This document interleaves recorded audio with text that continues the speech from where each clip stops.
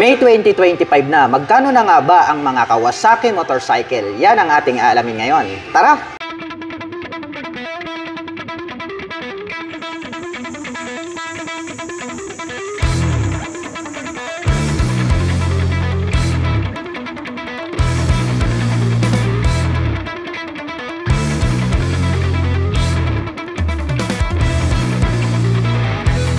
Barako 2 Kick version 2025. Ito na po yung pinakabago ngayon. At mapapansin natin na bago na rin po yung decals. Meron po itong square type na headlight. Bulb type po yung kanyang ginagamit.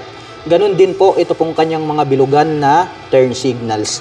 At ito po ay gumagamit ng traditional telescopic fork. At ang sukat po ng kanyang gulong rito sa harapan, ito po ay mayroong sukat na 2.75/17. Habang mayroon naman pong sukat na 3/17 dito sa likuran. Naka-drum brake dito sa harapan, habang naka-drum brake din naman po dito sa likuran. Naka-analog ang meter panel display, naka-mechanical key ang ignition, at ito po ay naka-naked handlebar. At ang kanyang mga button selectors, mayroon po itong high beam and low beam, hazard button, turn signal selectors at ang kanyang horn. Habang dito naman po sa kabila, wala po tayong makikita rito dahil nga wala po siyang electric starter. Dahil ito nga po yung kanilang kick version na Barako 2. At mayroon naman po itong fuel tank capacity na 12 liters. Ang lapad po nito pong kanyang upuan. Black color po ito pong kanyang seat cover. Mayroon po itong integrated na grab bar at converted na po ito as rear carrier. Ang laki po ng pagkakadesenyo nito pong kanyang taillight, kaya more visible po ito day or night time. Bulb type naman po yung kanyang ginagamit dito sa kanyang taillight.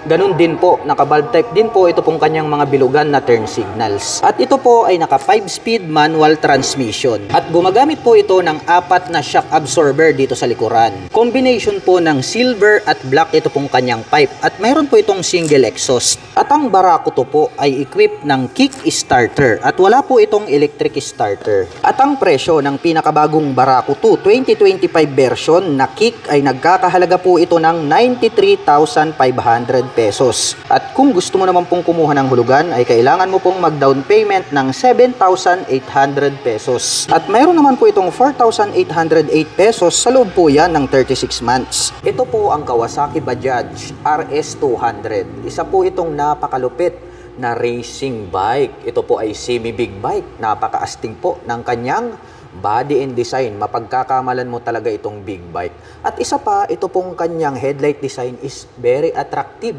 dahil nga gumagamit po ito ng projector lights para sa kanyang main light. At dito sa bandang itaas, mayroon po siya ritong split na daytime running light na parang nagsisilbing kanyang mga kilay para po rito sa kanyang mga nagsisilbing mata na kanyang main light. At dito na rin po located, dito pong kanyang mga pahaba na turn signals. LED na po lahat ng kanyang ginagamit para po dito sa kanyang lighting system. Mayroon naman po itong clear na windshield. At pagdating naman po rito sa kanyang front suspension, ito po ay equipped with traditional telescopic fork. At may nakalagay po rito na ABS na decal. Ito po pala mga ka-LM is naka-dual channel ABS. Magmula po rito sa harapan hanggang doon sa likuran. Ang kagandahan naman po niyan ay nakakapagbigay po yan ng smooth na braking power. Naka-single rotor disc brake na flower design with 2-pot caliper na vibre. At ang size naman po ng kanyang gulong rito po sa harapan ay mayroong sukat na 100/80-17. May touch pala ng carbon ito pong kanyang front fender. Well, dumako naman po tayo rito sa kanyang digital meter panel display. Combination po pala ito ng analog at digital. May 2 button selector dito sa bandang ibaba. At gumagamit naman po ito ng mechanical key para po dito sa kanyang ignition.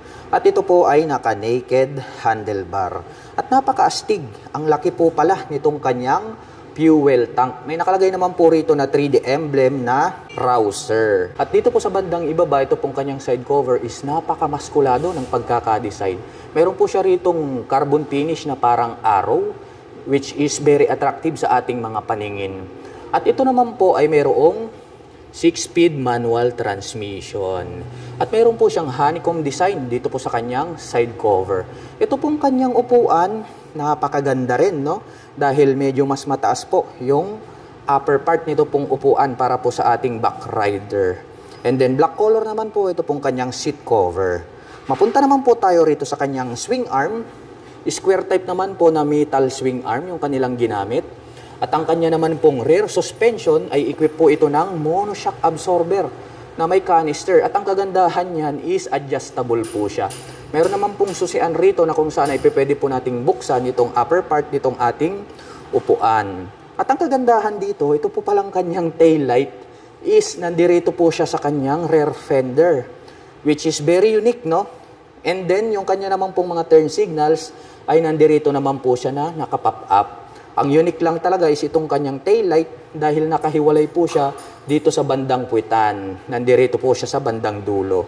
At ito pong kanyang rear fender is mayroon po siyang pagkakahawig sa mga classic big bike dahil nagkaroon siya ng extension dito. And then meron na rin po siya ritong mudguard. May touch pa ng carbon yan. At dito naman po sa likod ang kanyang braking system is naka-single rotor disc brake with single pot caliper na vibre.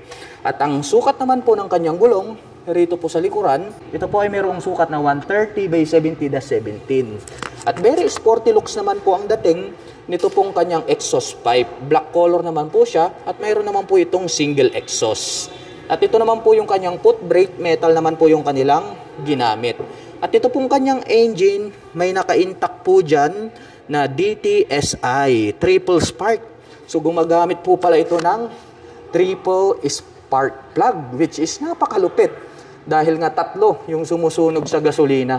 Kaya nakakapag-provide po siya ng more power. At ang presyo po nito pong kanilang Kawasaki Bajaj RS200 ABS version ay nagkakahalaga po ito ng 151,500 pesos. At kung balak mo naman pong kumuha ng hulugan, ay kailangan mo lang pong mag-down payment dito ng 18,800 pesos. Ito naman po ang pinakabagong Kawasaki Brusky 125. Dito po sa bandang itaas, mayroon po siya ritong split na daytime running light at mayroon pa po siyang additional na lights dyan sa bandang itaas. At dito po sa bandang ibaba, ito po yung kanyang main headlight. Maporma din po at maangas ang dating nito pong kanyang lighting system. At dito po sa bandang itaas, nagkaroon po siya ng arrow dito at ito po ay naka-fuel injected na po ang kanyang engine. Ito po ay naka-air cooled. Ito naman pong kanyang upuan, malapad din po siya. And then yung kanyang seat cover is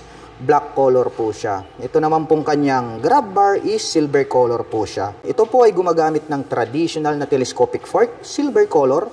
Ganon din po ito pong kanyang mag-wheel. Same din po sila ng kulay na silver color. At ang sukat naman po ng kanyang gulong rito po sa harapan, ito po ay mayroong sukat na 80 by 90-14. Combination po pala ito ng analog at saka digital. Mayroon naman po itong 2 front pocket sa magkabila. Mayroon din po siyang utility hook dito sa gitna. Gumagamit po ito ng mechanical key. At ang kagandahan niyan ay included na po pala rito yung kanyang seat opener.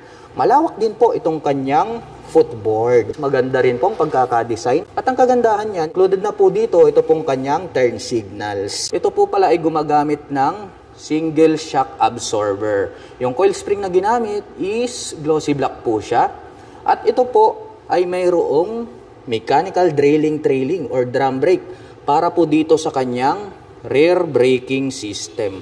At ito pong kanyang cast wheel is silver color po siya. At ang sukat naman po ng kanyang gulong rito po sa bandang likuran ay may sukat na 90 by 90-14. Mayroon po itong single exhaust. At ang presyo naman po nito pong kanilang Kawasaki Brusky 125 ay nagkakahalaga po ito ng 77,000 pesos. At kung balak mo naman pong kumuha ng hulugan, ay kailangan mo lang pong mag-down payment dito ng 5,800 pesos. At ito naman po yung kanilang Kawasaki KLX 150S. The same lang po sila na 150cc. Doon po sa harapan. Yun po yung kanyang brother. So, yun po yung pang long endurance, no? Kasi nga naka-inverted telescopic fork yan. Ito naman po ay equipped po siya ng traditional telescopic fork. Meron po siyang rubber boots dito sa bandang itaas. Of course, ito po ay naka dual purpose pattern tires dahil ito po ay pang on and off-road condition. Naka-spokes rim set din po yan. Equipped with single rotor disc brake with 2-pot caliper para sa kanyang front braking system. And then ito pong kanyang headlight is naka-aim shift design din. At ito po ay LED na. Rounded shape naman po ito pong kanyang mga turn signals rito. At ito pong kanyang upuan, napakahaba po niya. Green color po pala ito, no? Ang ganda rin po nung kanyang color kasi green na green. At ito pong kanyang fuel tank is matte black color naman po siya. Mechanical key para po sa kanyang ignition. Naka fully digital meter panel display. At ito naman pong kanyang rear braking system is naka single rotor disc brake pa rin po siya with single pot caliper. At gumagamit naman po ito ng monoshock absorber para po sa kanyang rear suspension. Ang lupit din po pala ng dating nito pong motorsiklo na to, no? Para po sa mga kababayan natin na mahilig mag-off-road, saktong-sakto ito para sa inyo. At ang presyo po pala nito pong kanilang Kawasaki KLX 150S ay nagkakahalaga po ito ng 125,000 pesos. At kung balak mo naman pong kumuha ng hulugan ay kailangan mo lang pong mag-down payment dito ng 23,800 pesos. Punta naman po tayo sa mga pantra. Ito po yung mga motorsiklo na pantrabaho, pampasada, pang-service. Lahat na pwede mong gawin. Kumbaga all-in-one po itong mga to. So makikita po natin dito, nandirito po yung kanilang Barako 3. Ito po yung kick version. Ito naman po yung kanilang Barako 3 kick at starter version. So same lang po yan, ang pagkakaiba lang po nila is yung isa is kick lang, sisipain mo lang kapag gusto mo po siyang paandarin, habang ito naman pong kabila is dual option siya. So mas effortless dahil nga pwede mong gamitin yung kanyang electric starter. At ito naman pong kanyang headlight is square type po yan, tapos nagkaroon po siya ng headlight cover dito na glossy, may nakalagay na Kawasaki dito sa gitna. Dito po located itong kanyang rounded shape na mga turn signals. Gumagamit po ito ng traditional telescopic fork dito sa harapan, silver color, at meron po siyang protection itong kanyang rubber boots para hindi po mapasukan ng dumi itong kanyang front suspension. At ang kanya naman pong braking system dito po sa harapan, ito po ay gumagamit ng mechanical trailing or drum brake. Itong hub na ginamit is glossy black po siya. Of course, dahil ito po ay panghanap buhay na motorsiklo, business type, is naka-spokes rim din po yan. At ito naman pong kanyang meter panel display is gumagamit po siya ng analog, naka-mechanical key ang ignition, at naka-naked handlebar. Ang lapad po nito pong kanyang upuan, saktong-sakto, no, panghanap buhay. Actually, kakasya ang tatlo dyan kung talagang gitgitan at marami kayong mga pasahero. Dahil nga malakas naman po talaga ito pong ating Barako 3 dahil mayroon po itong 175 cubic centimeter engine displacement. At ang presyo po pala nito pong kanilang Barako 3 kick version ay nagkakahalaga po ito ng 96,500 pesos. At kung balak mo naman pong kumuha ng hulugan ay kailangan mo lang pong mag-down payment dito ng 8,800 pesos. Habang ito naman pong kanilang Kawasaki Barako 3 ay nagkakahalaga naman po ito ng 102,500 pesos. So mayroon lang naman po silang kunting price difference dito po sa kanilang kick at electric starter. At kung balak mo naman pong kumuha ng hulugan ay kailangan mo lang pong mag-down payment dito ng 8,800 pesos. Para po dun sa mga price po na aking binanggit, included na po lahat dyan yung kanilang 3 years registration. Ito naman po yung kanilang Kawasaki Bajaj Roser NS125. Ito po yung fuel injection na model. Ang lapad po nito pong kanyang headlight design, nakaimbustong part na to, matulis din. Gumagamit po ito ng bulb type para po rito sa kanyang main light at may additional lights pa po rito sa bandang itaas. Nandirito naman po located itong kanyang mga malalaking turn signals. More visible po yan kapag kayo po ay kakanan at kakaliwa. Naka-single rotor disc brake sa harapan, habang dito naman po sa likuran, equip po ito ng mechanical trailing or drum brake. Meron po pala itong integrated na mudguard at separated naman po ito pong kanyang rear fender. May pagka-classic, no, yung pagkaka-design nito pong kanyang rear fender. Mayroon pong partition sa gitna at maganda rin po itong kanyang upuan. Malaki ang kanyang fuel tank. At may nakalagay naman po rito na Roser 3D emblem. Combination po pala ng analog at digital ang kanyang meter panel display, naka-mechanical key ang ignition, at naka-naked handlebar. Ang ganda rin po pala, no, nito pong motorsiklo na to. At equip po pala ito ng dual shock absorber para po dito sa kanyang rear suspension. Ayun, endurance nakalagay. Kaya maaasahan natin na maganda yung bouncing performance nitong kanyang rear suspension. At ito po ay adjustable. At ang presyo po pala nito pong kanilang Kawasaki Bajaj Roser NS125 ay nagkakahalaga po ito ng 84,000 pesos. At kung balak mo naman pong kumuha ng hulugan, ay kailangan mo lang pong mag-down payment dito ng 6,300 pesos. Kayong additional option dito. And then more affordable yung price tag. Ito naman po yung kanilang Kawasaki Bajaj City version. So mayroon po tayo ritong City 100, mayroon po tayong City 125 at City 150. So ito po, lahat po ng babanggitin ko is magkakapareho po sila sa body and design. Parehas po sila ng headlight, rounded shape yung mga yan hanggang sa 150. Yung kanila pong mga turn signals, pare-parehas po yan na rounded shape. And then bulb type po lahat ang kanilang ginagamit para po sa kanilang turn signals.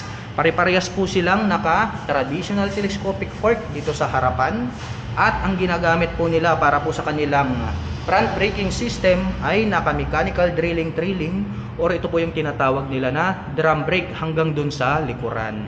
At yung kanilang fuel tank capacity, wala din pong pagkakaiba. Pare-parehas din po yan ng size at ganun din po yung size ng kanyang upuan. Ngayon naman po ay babanggitin natin kung magkano naman po yung presyo nito pong kanilang Kawasaki Bajaj na pang business type na pinaka-affordable. Kung gusto nyo po ng pinaka-matipid, ito po yung bagay sa inyo. Ito pong Kawasaki City 100. At ang presyo naman po nito pong kanilang Kawasaki City 100 ay nagkakahalaga po ito ng 58,700 pesos. At kung balak mo naman pong kumuha ng hulugan, ay kailangan mo lang pong mag-down payment dito ng 2,800 pesos. Dumako naman po tayo rito sa Kawasaki City 125. Ang presyo naman po nito ay nagkakahalaga po ito ng 60,700 pesos. At kung balak mo naman pong kumuha ng hulugan, ay kailangan mo lang pong mag-down payment dito ng 2,800 pesos. At ang kanila pong big brother, ito po yung pinakamalakas sa lahat, ang Kawasaki City 150. Ito po ay nagkakahalaga ng 71,500 pesos. At kung balak mo naman pong kumuha ng hulugan, ay kailangan mo lang pong mag-down payment ng 2,800 pesos. Isa sa nagustuhan ko dito sa kanilang Kawasaki Dominar 400 UG ay talagang napaka-bulky niya, no? Masasabi natin na napakalaki ng kanyang body and design. Well, mapunta muna tayo rito sa kanyang headlight. Dito sa harap, naka-emboss tong part na to. And then pag ating sinilip, no, nagkaroon po siya rito ng napakaraming partition. Inverted telescopic fork, single rotor disc brake. Ang kanya naman pong mags, nagkaroon siya ng two-tone color combination. Meron na din po pala siyang USB charging port. Ito po pala ay mayroong 13 liters na fuel tank capacity. Built-in na crash guard. Ito po pala ay equipped with 6-speed manual transmission. Ang ganda rin. Wala tayong makikitang tahi rito. Karoon pa po siya rito ng saddle. Pwede na po tayo agad maglagay ng mga top box. Pagdating naman po sa mga sukat ng gulong, ito po ay mayroong 110 by 70-17. Ang kanyang stock tires pang city riding condition. At pagdating naman po sa kanyang engine specifications, ang atin pong Dominar UG ay mayroon pong 400 cubic centimeter engine displacement. Naka 4-stroke single cylinder, naka dual overhead cam. At nakakapag-provide naman po ito ng maximum power na 39.4 HP at 8,650 RPM. Habang nakakapagbigay naman po ito ng maximum torque na 35 Nm at 7,000 RPM. At ang bigat naman po ng motorsiklong ito ay mayroon pong 184 kg. Braking system sa likod, equipped with single rotor disc brake na bilog along with single pot caliper na vibre. Equipped po siya ng dual channel ABS. At ang presyo po ng Dominar 400 UG ay nagkakahalaga po ng 210,900 pesos. Yan po yung kanyang cash price SRP at included na rin po dyan yung kanyang 3 years registration. At para naman po sa mga balak kumuha ng hulugan, kailangan pong mag-down payment ng 36,800 pesos. At mayroon pa po itong additional na 9,387 pesos para naman po sa kanyang insurance. Ito ay para lamang po doon sa mga kukuha ng hulugan. At pagdating naman po sa kanyang monthly installment, ito po ay mayroong 9,351 pesos sa loob ng 3 taon. At dito naman po sa kabila, ito naman po yung kanilang Kawasaki Barako 2. So yung Barako 3, yan po yung ating pinakabago ngayon.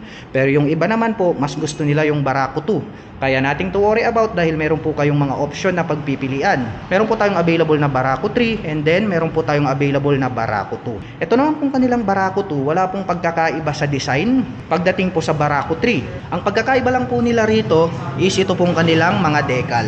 The rest, pare-parehas na po sila ng specs and then engine displacement, body and design. Kaya ang babanggitin na lang po natin dito ay yung presyo po nito pong kanilang Barako 2. Ito pong kanilang Barako 2 na kick version ay nagkakahalaga po ito ng 93,000 pesos. So ito po yung kick version. At kung balak mo naman pong kumuha ng hulugan, ay kailangan mo lang pong mag-down payment dito ng 7,800 pesos. Mapunta naman po tayo rito sa kanilang Barako 2 kick at electric starter version. Nagkakahalaga naman po ito ng 97,000 pesos. At kung balak mo naman pong kumuha ng hulugan, ay kailangan mo lang pong mag-down payment dito ng 8,300 pesos. Ito pang off-road talaga to. Makikita natin itong kanyang gulong, napakalaki no. At ito po ay naka dual purpose pattern tires. Equipped naman po ito ng single rotor disc brake na flower design with 2-pad caliper. At very attractive po ang pagkaka-design nitong kanyang main light na naka aim shift design, LED na po yan. At located naman po sa bandang itaas ito pong kanyang mga turn signals. At ang ganda po pala no, colorful po. Ito pong kanyang inverted telescopic fork na gold color. At ito pong kanyang fuel tank located sa gitna of course at black color naman po yan. Ang kanya pong meter panel display ay naka-digital.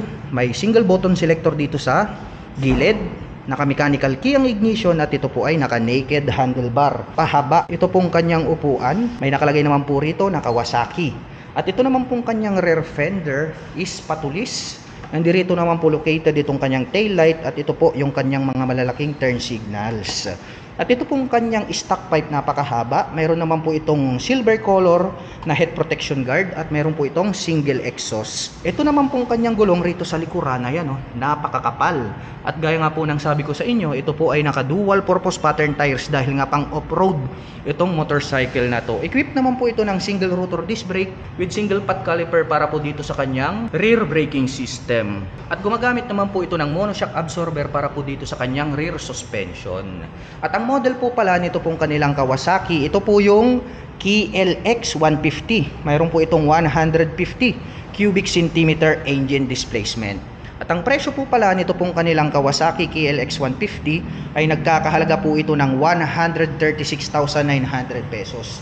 At kung balak mo naman pong kumuha ng hulugan ay kailangan mo lang pong mag-down payment ng 29,800 pesos. Dito naman po yung kanilang sports racing bike, no? Street Fighter. Ito talaga napakaastig at mabibilis ang mga motorsiklong ito. Naka-dual ABS na po ito dito po sa front and then sa rear. At ang kagandahan niya, napakaastig po nito pong kanyang headlight design. Naka-projector lights po dito sa bandang harapan at mayroon po siya ditong daytime running light na parang nagsisilbing kanyang kilay. Ito naman po yung kanilang Kawasaki Bajaj Pulsar NS250. So meron po itong 250 cubic centimeter engine displacement. Napakalaki po nitong kanyang fuel tank at ang ganda rin po nitong kanyang upuan. Combination naman po ng analog at digital ang kanyang meter panel display. Naka-mechanical key ang ignition at naka-naked handlebar. Wow, napakaastig din po nito pong kanilang Kawasaki Bajaj Pulsar NS250. At ang presyo po pala nito ay nagkakahalaga po ito ng 163,500 pesos. At kung balak mo naman pong kumuha ng hulugan ay kailangan mo lang pong mag-down payment ng 31,800 pesos.